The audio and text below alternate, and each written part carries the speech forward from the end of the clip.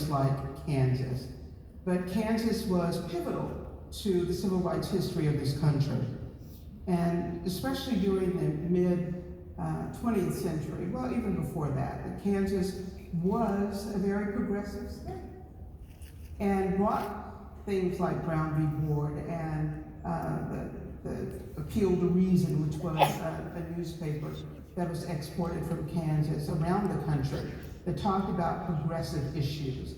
And I know as the panel continues, we will have dialogue about many of the points that Dr. Lomax has made. But in answer to the question about what is it I believe, what significance does Brown hold for the nation, for all of us in this room? I think a lot of people don't realize that schools were merely the battlefront, but society was the target. So largely African-American parents and attorneys were trying to bring meaning to the 14th Amendment to the Constitution, because African-Americans were living outside of constitutional protection, which is why Brown is considered a landmark, not so much about school dissect, as giving us an interpretation of the 14th Amendment and how we as U.S. citizens cannot have our rights arbitrarily restricted by state and local governments, which is what racial segregation was all about.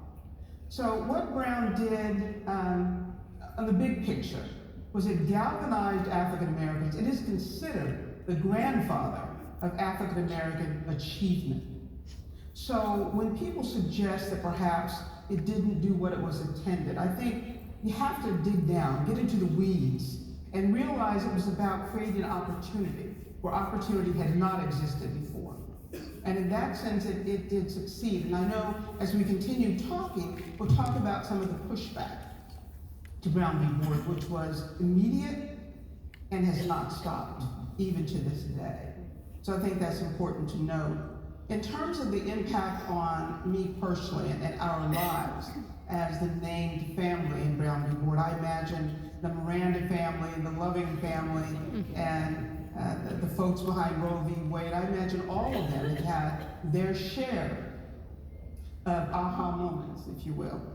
And we used to talk about having that Brown experience, how when you're finally in high school and you open up a history book, and there it is.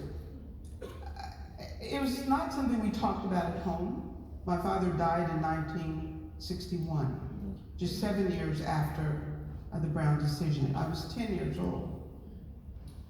Mom was a homemaker, and typical 1950s family. Dad worked, mom was at home, managing the home. So when he died, our priorities shifted. First of all, we never talked about it at home anyway.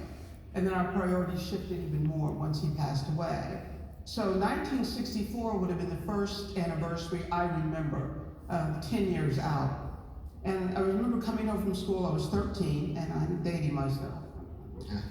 I was 13, and I noticed there was a white stranger on our front porch.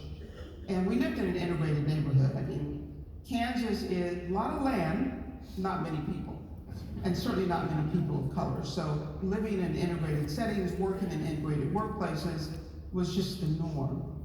Although Kansas participated in the national concept of separate but equal at the elementary level. We'll talk about that more. Anyway, so I'm walking up. This was my first aha moment, recognizing that maybe this was something unique. Walked up to this gentleman, and he noticed I looked a little reticent because I didn't recognize him as being any of the white men that lived in our neighborhood.